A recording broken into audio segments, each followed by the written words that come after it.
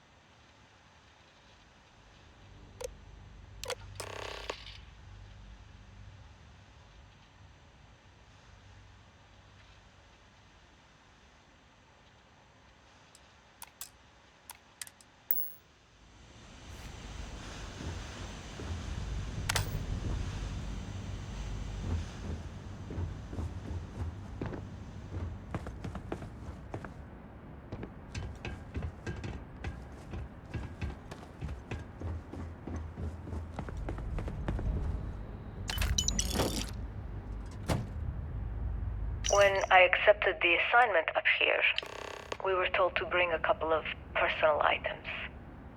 Some psychological study said it helped when you're away from Earth this long. I brought my grandmother's old abacus. I would play with it on her lap, and she'd teach me the Russian for all the numbers. She, just got word that she passed. The next shuttle isn't for 3 months, so I won't be able to go to the funeral. Goodbye, Babushka. Thank you for teaching me math. It brought me to the moon.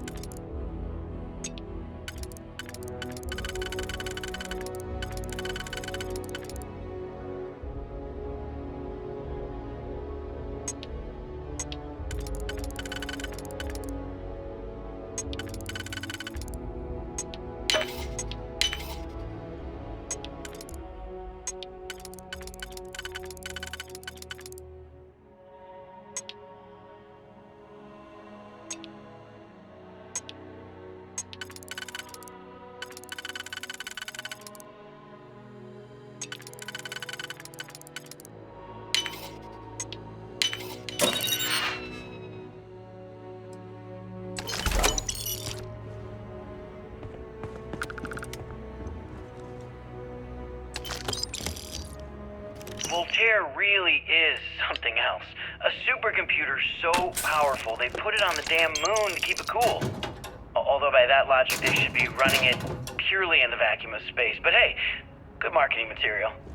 I've been spending some off hours running some dumb simulations, just because I can. My favorite so far is simulating the sound of every duck on Earth quacking after receiving a piece of bread. You didn't know you wanted a real-time sim of feeding all the ducks, but now you have it. You're welcome, humanity. Nova Galactic Project Log, Principal Engineer Lang Shu. Voltaire is being reconfigured for this new initiative. The math we're being asked to crunch is ambitious, even for a supercomputer. We might as well be asking it to count every grain of sand in every desert on Earth. Who came up with these original equations? Our partner isn't being very open about it. Every question I have goes through some discretionary channel. I'm surprised we even know we're working on a ship.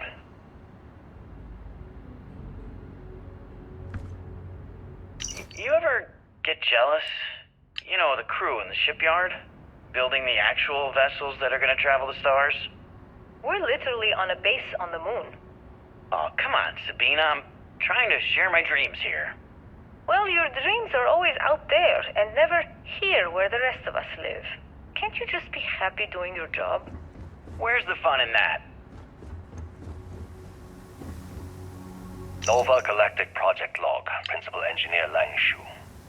I admit, this is not the most disciplined team I've ever run.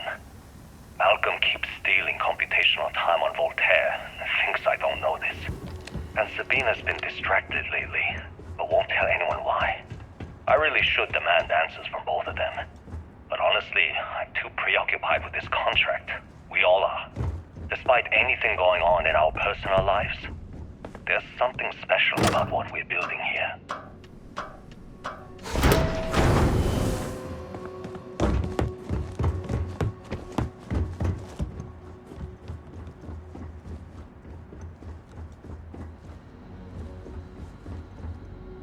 Okay, confession time. Being single on a moon base is the worst. I only get like an hour to use the communication link to Earth every couple of days.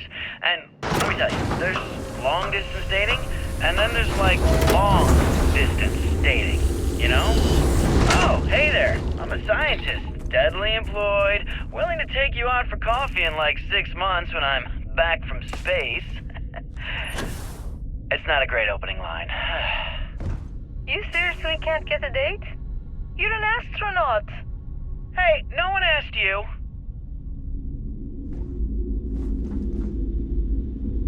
Engine spin-up time almost complete. Total time 5 minutes 22 seconds. Right on schedule.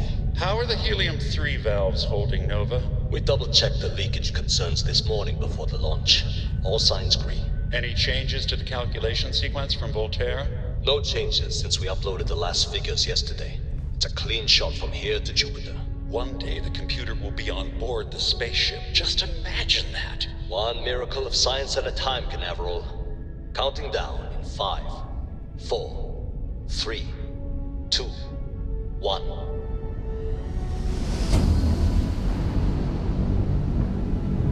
Canaveral, are you reading? All clear, Nova. Indicators look good. The ship should be cruising Jupiter's orbit right now. Visual confirmation will be possible in 32 minutes. Afraid the speed of light is on the slow side these days. How does it feel to break the laws of physics, Canaveral? We're all pretty excited down here in NASA, I won't lie. Excited enough to tell me where you got the original data? Not in a million years, Nova.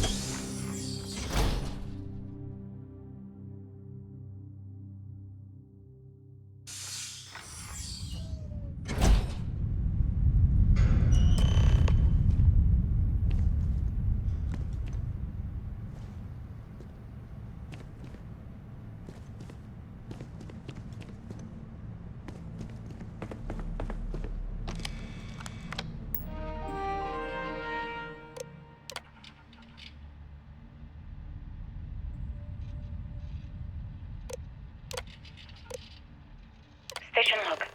Dr. Judith Tatien. The recent delivery from Mars is unsettling. I was expecting rock samples or maybe fossils of microbial life. Instead, Dr. Victor Isa comes with 2 members of the military. Everything they brought back is under wraps. What could a theoretical physicist need with a sample from Mars?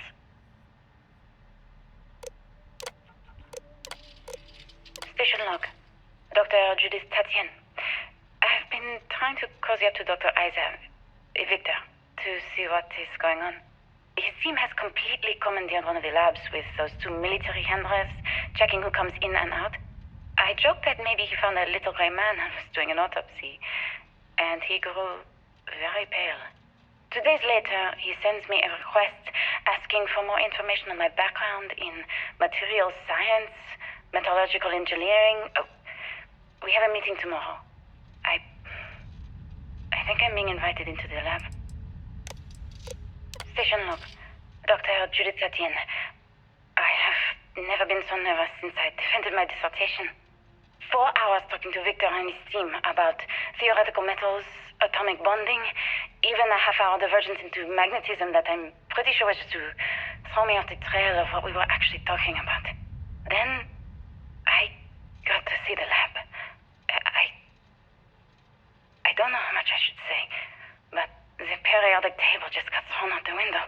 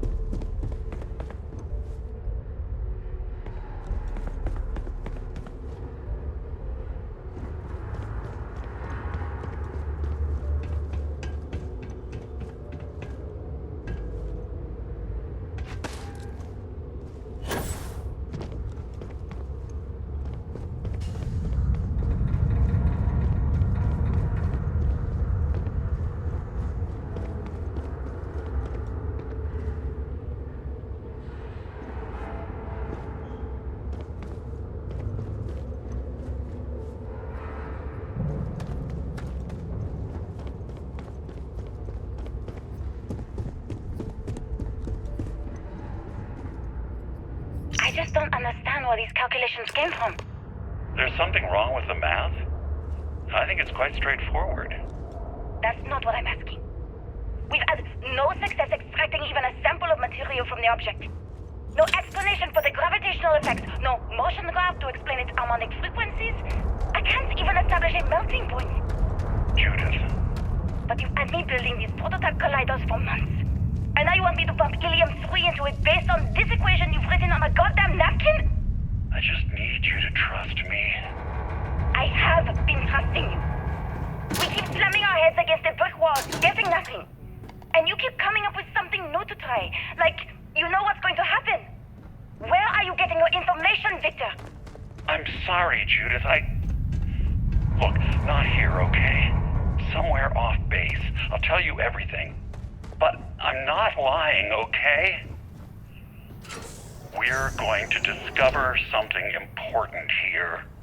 I promise.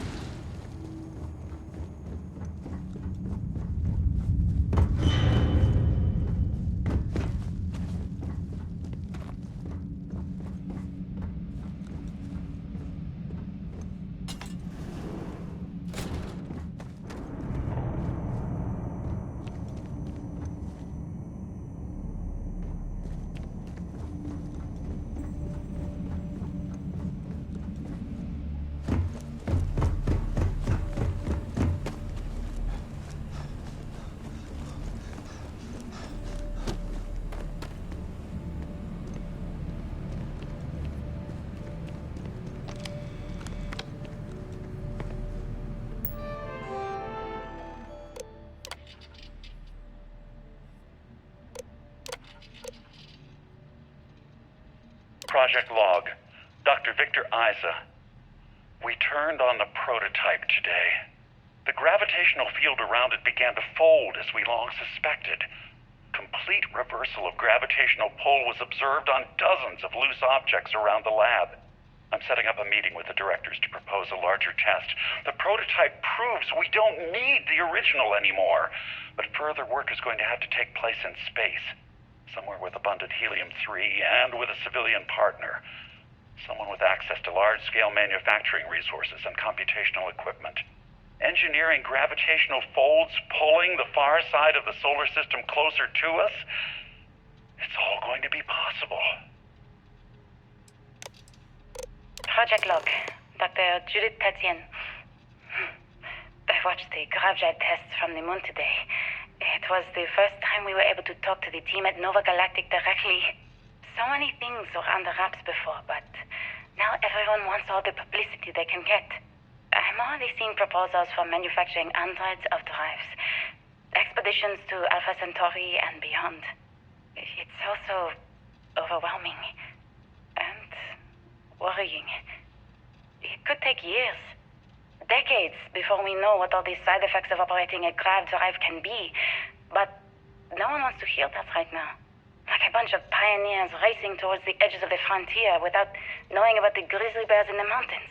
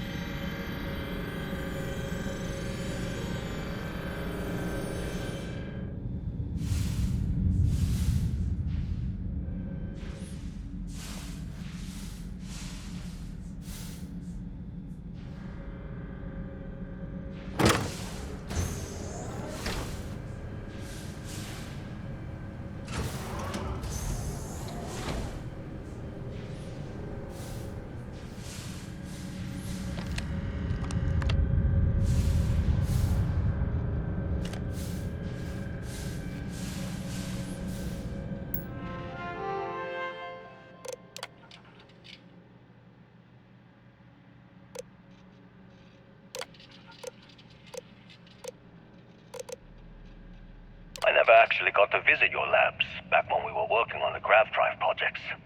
Seems like ancient history now. Only thing we're doing these days is launching weather satellites. Guess this is as good a retirement as any. Now, Project Demeter, you want our help manufacturing scanners to better track these new meteorological patterns we're seeing. Our guess is that the poles might be naturally shifting, causing some gravitational fluctuations that are throwing off our old models. Why do you need the scanning tolerances to be so small? What are you trying to find? I just want to be sure. It's not like we're doing much these days anyway. The glory days are over. Why not give ourselves a challenge before they write us off in the history books?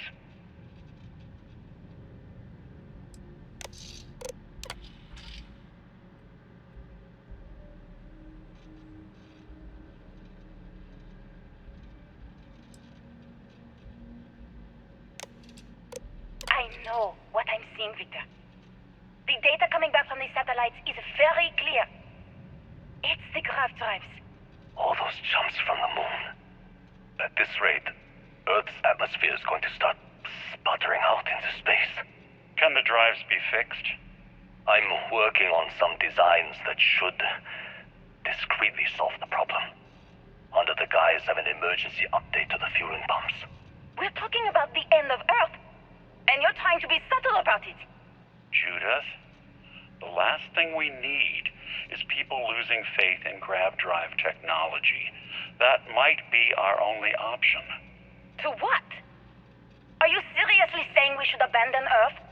The timeline is under 50 years. A blink of an eye for a planet, but more than enough time for a human exodus. And what do we tell people? We say it's an act of God, one that science has found a solution for. Time for humanity to take its place in the stars. You knew, didn't you? You lied to me. All this time. I dedicated my life to this discovery, Victor. And you knew we were going to kill off our planet? You haven't seen the future I've seen. There's an infinite expanse of promise out there. A meteor could hit Earth, a plague, another world war. Colonizing other galaxies secures humanity's future for all coming generations, across all time. At the expense of our home. Stop it, both of you. All that matters is building enough ships to get everyone off this planet. And we need to start now. I'll draft up a statement. We'll need to address the entire international community. I'm sorry, Judith. There isn't a planet in this universe that will be far enough away from you, Victor. We are never speaking again after this is over. My name is Dr. Victor Isa. And if you're listening to this, then you probably already know the truth. I was young when I first headed the retrieval team of an odd gravitational anomaly on Mars. But I kept what really happened that day hidden from everyone except one other person. Even she didn't believe me at first. But I have no reason to lie to anyone now, so I hope you'll accept this confession, whoever you are. When I touched the anomaly, I experienced 12 days of lost time. I met myself. He told me everything that has since come true. The grav drive equations, the tests on the moon, Earth's atmosphere sputtering away because of what we had done. But he also told me about a city thriving on a planet orbiting a distant star. Human culture, art, music, lifestyles evolving and shining brightly across all of space. What price would I be willing to pay for that future? Maybe you don't believe me. Maybe Judith was right and I'm just a coward who wants to believe his mistakes were justified. But everyone has forgotten about the real origins of the grav drive, this artifact from Mars. I hope you make better use of it than I did.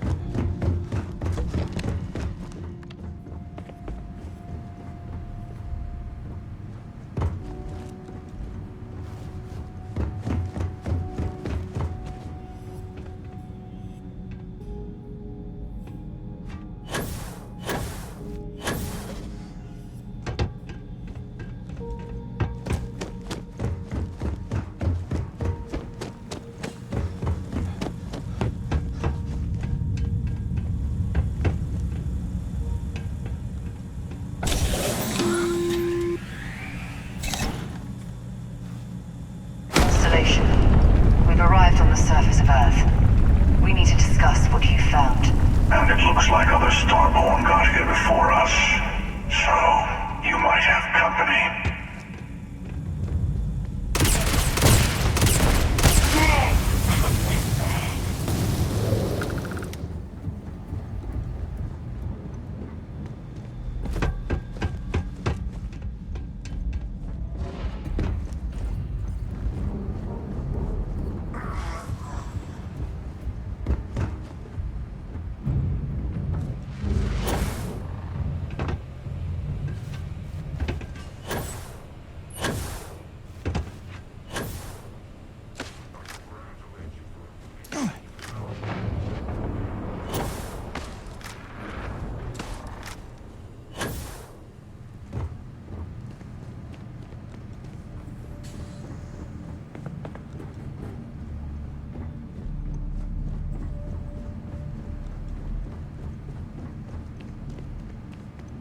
Interesting.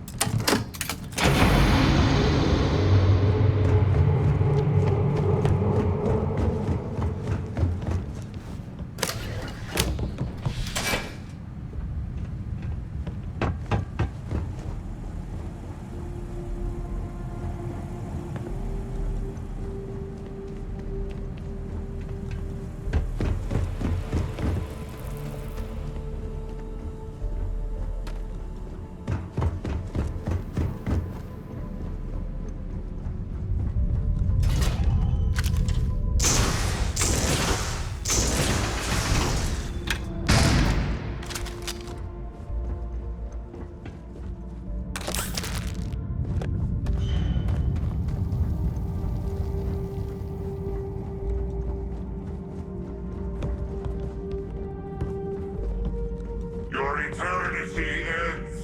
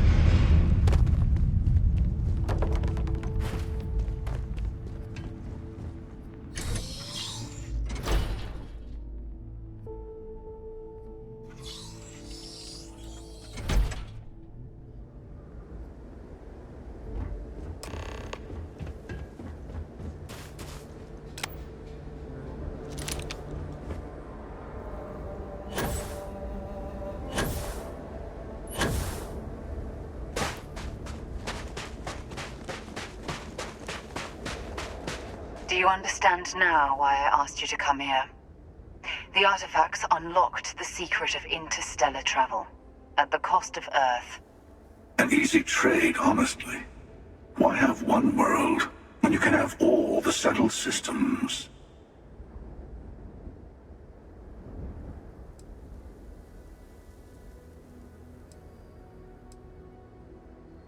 Don't you see? The power of the artifact forced humanity to the stars. They didn't get to make a choice. How many would have chosen Earth? What gave Victor Isa the right to choose for them? You see the hypocrisy in what the emissary is saying, right? They don't want to rob people of their free will, but then they steal the artifacts for themselves. In the wrong hands, the power of the artifacts can make anyone a tyrant. That's why we watch over them. The only thing you're watching out for is yourself.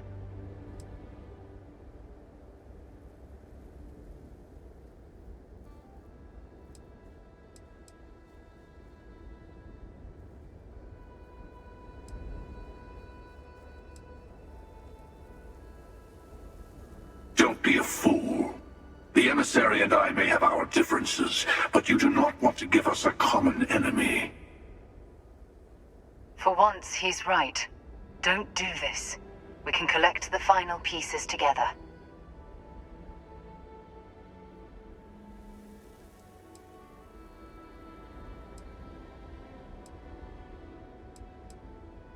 Thank you. Well, can't say I didn't try. We'll settle this at the usual place. The buried temple. We'll be there. You're lucky I'm a man of my word.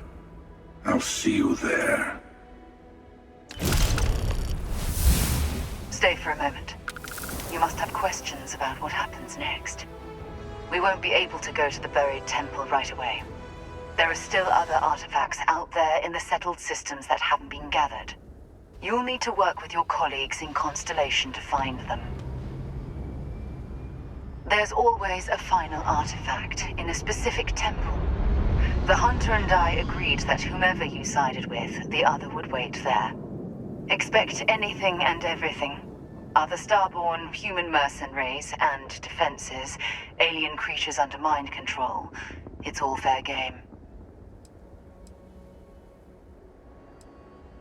He and I have made a number of agreements over the years, if you can even call them years at this point. We let him go. In exchange, he'll wait at the buried temple. You'll be able to prepare any way you can before then.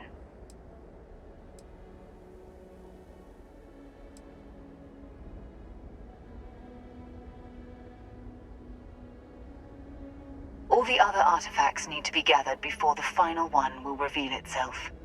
I'll be bringing mine. The Hunter will be bringing his. And you'll need to bring the rest. All of the ones Constellation can find.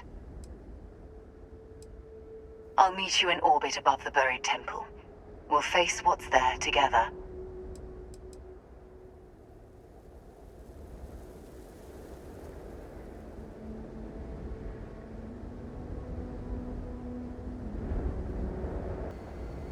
Alright everyone, this concludes this particular episode. I hope you enjoyed it. I'll catch you all in the next one. Later.